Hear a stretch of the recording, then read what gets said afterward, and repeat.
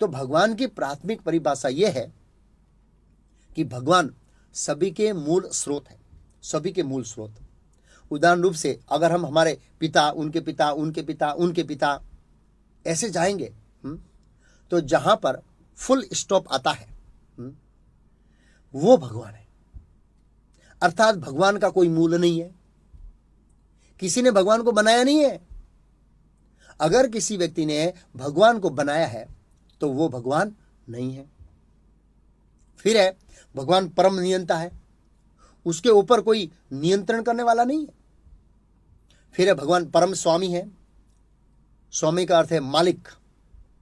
किसी स्थान का वास्तविक मालिक वह होता है जिसका अधिकार उस स्थान पर सदैव रहता है और उसके इस अधिकार को कोई छीन नहीं सकता। लेकिन इस भौतिक जगत में हम देखते हैं कि व्यक्ति 60 साल तक किसी एक स्थान का मालिक रहता है। फिर है भगवान परम भोक्ता है। परम भोक्ता का अर्थ है जिसको कुछ भी करना नहीं है, मात्र आनंद लेना है।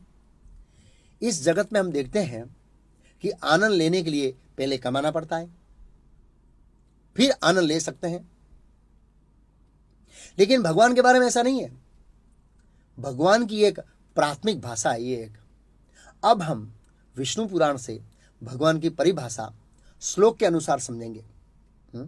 इस श्लोक में, ये विष्णु पुराण का श्लोक है, ऐश्वर्यस्य समग्र यस्य वीर्य यस्य यशः श्रिय ज्ञान वैराग्य ससेव शशनम भग इति गना। अर्थात जो संपूर्ण बल, संपूर्ण यश, संपूर्ण ज्ञान, संपूर्ण सौंदर्य और संपूर्ण वैराग्य धारण करते हैं वह भगवान है। यह विष्णु पुराण का प्रमाण है कि भगवान यानी परिपूर्ण मात्रा में एक साथ और हमेशा के लिए जिसके पास ये 6 ऐश्वर्य होते हैं उनको भगवान कहते हैं। भग का अर्थ है ऐश्वर्य और वान का अर्थ है धारण करने वाला।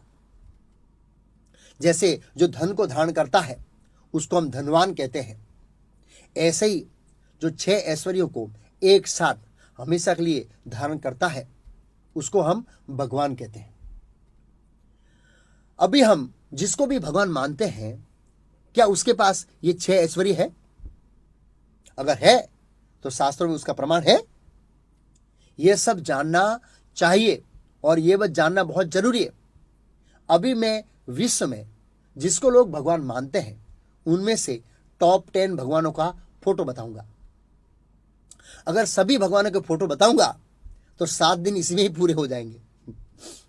इसलिए सबसे ज्यादा फेमस भगवानों के फोटो हम डिस्प्ले करेंगे। उसमें से आपको ढूंढना है कि भगवान कौन है, किसके पास ये 6 ऐश्वर्य है और कौन से शास्त्र में उनका प्रमाण है। मुख्य 10 भगवानों का फोटो है। कार्तिकेय, हनुमान जी, गणेश जी, शिव जी, दुर्गा जी, ब्रह्मा जी, सूर्यदेव, सरस्वती, कृष्ण। इनको ध्यान से देखिए कि ये 6 ऐश्वर्य अर्थात ऑपुलेंस परिपूर्ण मात्रा में और एक साथ किसके पास है। इस दुनिया में बहुत लोग सुंदर हैं पर उनके पास धन नहीं है, और किसी के पास धन है तो सुंदरता नहीं है। किसी के पास शक्ति है पर उसके पास कीर्ति नहीं है। किसी के पास कीर्ति है पर वैराग्य नहीं है।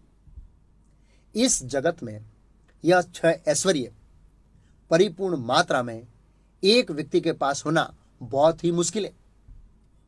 इन फोटो में से ये 6 ऐश्वर्य परिपूर्ण मात्रा में मात्र कृष्ण के पास है।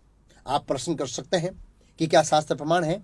हाँ, इस्कॉन में प्रमाण के बिना बोलते नहीं है और प्रमाण के बिना सुनते भी नहीं है। शास्त्रों में बहुत प्रमाण है, उसकी चर्चा हम ओवरव्यू कोर्स में विस्तार से करेंगे।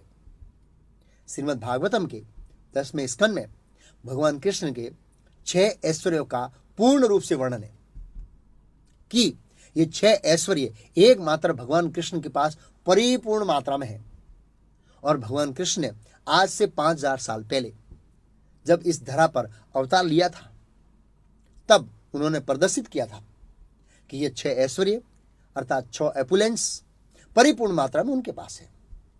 अब हम समझेंगे